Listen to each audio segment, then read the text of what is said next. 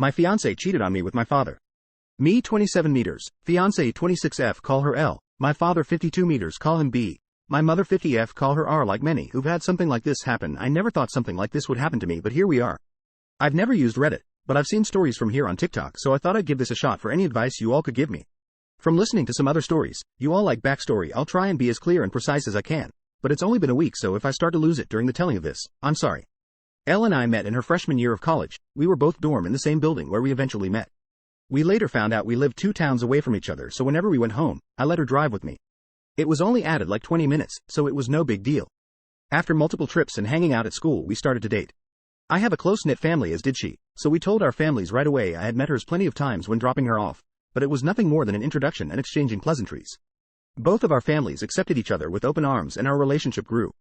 I was a year ahead of her, so when I graduated, I went home where I was offered a good job with great pay. I visited her at school whenever I got the chance, and whenever she came home, we would make time for each other. After she graduated, she moved in with me as both of our jobs were in the city near where we grew up. Like me, she was offered a position at the company she works at now with great pay. After living together for about 3 years, I proposed, and we have been planning our wedding since. Now on to the part you're all reading for. Looking back, there was plenty of things I overlooked that I just wrote off, thinking my father was just trying to welcome my ex into our family. Things like my father calling her all the time, and if I was around, they would just tell me they were talking about the upcoming family party or something along those lines. One time Elle was in the shower and her phone rang. I seen it was my dad, so I answered. When he realized it was me, he sounded both upset and surprised that I picked up. I then asked what's up. He responded that he wanted to talk to Elle about my mother's birthday that was in a week, and after a minute we ended the call. Even typing this out now, I feel like an idiot for not seeing it sooner. On the day I found out, it was like any other day. Elle had Thursdays off, so she made breakfast for both of us. When I set out for work, she gave me a kiss and told me to have a great day. During my drive to work, I realized I had forgotten some paperwork I would need for a meeting I had at 3 p.m. I shrugged it off and told myself I would just go home at lunch to get it. Elle texted me throughout the day talking about all the casual stuff a couple talks about, like what do you want for dinner? I did the laundry, do you want me to hang it up for you, blah blah blah. I didn't think it necessary to text her I was coming home for lunch, so when it came around, I just left work and went home. When I got home, I noticed a car that looked like my father's in our parking lot, but I didn't think anything of it and just parked and went into our building.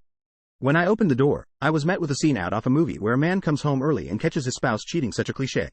There was a trail of clothes, both his and hers, leading to my bedroom, and the sound of faint moans echoed through my apartment. I stood at the door in utter shock. My brain was a mix of rage, sadness, and disgust, but if you were a fly on my wall, you would see what looked like a statue. I just couldn't move. When I finally snapped to, not knowing how much time had passed, I took out my phone to record. I picked up all the clothes that were on the floor and threw them into the hall of the building. After, I filmed the walk to my bedroom. The door was open. I stood in the doorway filming for about a minute, then flipped on the lights. They both jumped at the sudden light and looked at me, and to my utter shock, it was my father in the bed with her. After the initial stun, my father noticed I was recording and started to panic, trying to find anything to cover himself and telling me to stop recording. He found a towel and wrapped it around himself and started to walk toward me. I told him, if you don't want to get hurt, stop coming to me. He either didn't care or didn't hear me and reached for my phone. I hit him square on the jaw. His head bounced off the door and slumped to the ground. Elle shrieked. I aimed the camera at Elle and said, concerned about your buddy, but nothing to say to your fiancé. My father woke up after about a minute nap, and I told him I just needed to come pick something up for work, so I'm heading back now. If either of you pieces of S are here when I get back, I'll send this video to everyone you know. I ended the video, looked at my dad, who was still coming to, and said, you're dead to me. You're no longer my father, but you might want to go home and talk to mom, because I'll be talking to her very soon. I sat in my car for a while until one of the bosses at work called to ask where I was. I told her I was on my way back right now. When I got to her office to hand her the paperwork, I must have looked awful because she started asking what was wrong with me. I told her it was nothing and I'd be okay. I could see her scanning me up and down, and she noticed some blood on my collar and stood up, rushed to me and said, you're bleeding. I looked down and said it was my father's. She looked confused, so I pulled out my phone and showed her the video. She watched it in its entirety. She was introduced to Elle a few times, but never my father. She sat there silent for a moment until it finally clicked that my fiancé was cheating on me, but not only was she cheating, it was with my father. She asked if there was anything she could do, suggesting I take some time off, but I told her I can't go back there right now. That I just need a minute and I'd be fine for the meeting, and I have another shirt in my office. The meeting went over fine. I put on a smile for everyone like nothing had happened. My boss came up to me after the meeting and asked how I could do that, but I just said I don't know and went to my office. I then came home, and I was alone for the first time in a very long time. Thank you for reading. I'm sorry I carried on so much, but it was therapeutic getting everything down. I just don't know what to do. I defiantly need to get the hell out of this apartment. I just can't live here anymore, and there's no possible way I'm sleeping in that bed. I know not only do I have to go get checked out for STDs, but I think I broke something in my hand. Update 1. Wow. Hello everyone, I didn't expect to come back to Reddit and have this much support. I didn't really plan to update at all. I just wanted to put what had happened out there and hopefully get some advice. After I wrote down all that happened, I closed my computer and kind of fell into a depression. After I posted, it hit me like a train. To the ones who think it's fake, I wish I was this creative. I'd write books instead of working a 9 to 5. I'll try to reply more on this post. I just logged back on, and it was honestly too much to try and reply to every comment. Just know I read through most of them, and I truly appreciate everyone's inputs, both negative and positive. So, the day after I posted, I tried to get into contact with my mother, but none of my calls were connecting. I wanted to see if she would get lunch with me, and I'd tell her everything. After about a dozen tries, I decided to get into my car and go to my mother's house. She needed to know what happened as soon as possible, even if talking about was going to make it hurt all over again. During the drive, I thought about what I would say and how I would say it. That made me start to panic. I had to pull over twice to throw up. It's not every day you have to tell your mom that her husband is screwing your fiancé. I pulled into the driveway and sat in my car for a moment to calm down and gather my thoughts. I was in my car for a few minutes when my mother threw her front door open, so I stepped out of my car. She started cursing at me, saying how dare I come to her home after I hit my father for trying to break up a fight between Elle and I. She called me every name in the book and called me an abuser. She told me I needed to leave since Elle isn't ready to forgive me yet, and that if she's smart she hopefully never will. Yes, apparently my father took Elle to my family's home and told my mom that Elle and I argued, and when my father tried to spot it, I hit him. She continued on for a while until I finally snapped and said, "Really, Mom, because your husband is my fiancé, that's why I hit him, and if you can't take my word for it, I have a video, I'll send it to you. But because my own mother can talk to me like this, don't expect to see me again. I don't want to hear your apology when you finally figure out that you're just as shit of a mom as my piece of shit father." Her face dropped. She looked like what I must have looked like when I first walked into my apartment and caught them. I pulled out my phone and sent her the video. My mom took hers out and turned it on. She pulled up the video and watched up until the part where I turned on the light. She then put her phone down. She looked up at me, but I turned and went into my car. I backed out of her driveway. I looked at her before I took off and she was in tears. My heart felt for her, but too much was said during that fight for me to pull back in and forgive her. When I got home, I started clearing everything out of my apartment that had to do with Elle or my family. I boxed all of Elle's things up and put them next to the front door. Legally, this has been her place of residence, so I can't technically kick her out. Her name isn't on the lease. Also, she's the type of person who shies away from conflict, and if she returns other than to pick her things up, there will be plenty of conflict. Anything that had to do with my parents I boxed up and put into storage. Like I said in my first post, we were a very close family, but I've never had a problem cutting toxic people out of my life. I texted Elle's parents and told them calling off the engagement and told them she's been cheating on me.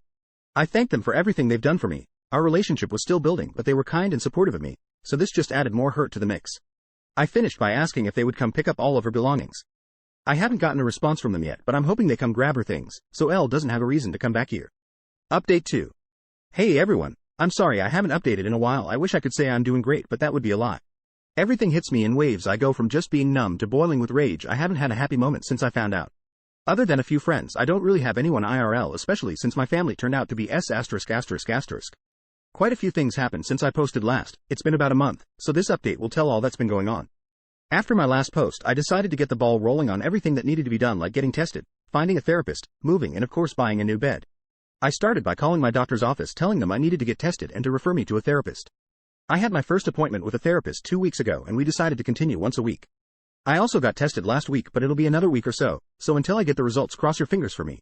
I got in touch with a real estate agent friend of mine and he sent me a ton of listings and I decided on a refurbished cabin on the outskirts of my city. I finished moving 2 days ago.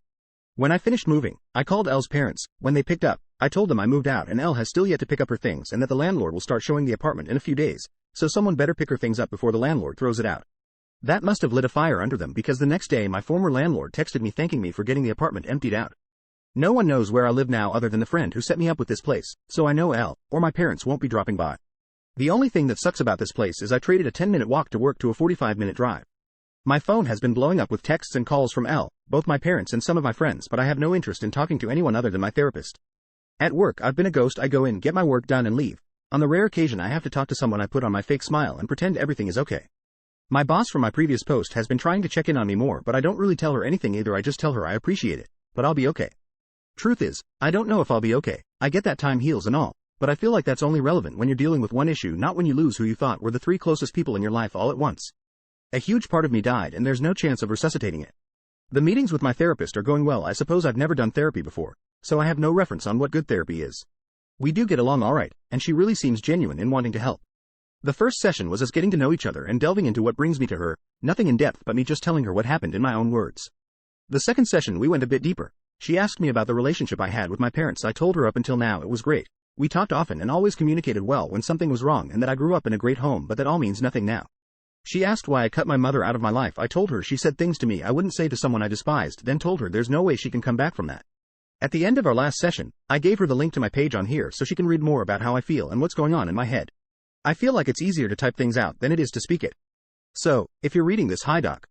For now, I'm still miserable. I thought I'd be okay by now, not necessarily happy, but okay. I know some of it is my own fault not communicating to my friends, but when I think about responding to them, it just seems so exhausting. I know they'll want to get together or come to my new place, but I just don't have the energy to be around them. Until I do, I'll work, go to my appointments and sit on my back deck sipping on some bottom shelf whiskey and try to enjoy this beautiful view. I haven't hunted since high school, so maybe I'll take that up again now that I can hunt from my back porch. Thank you all for reading this far. Be sure to like and subscribe for more.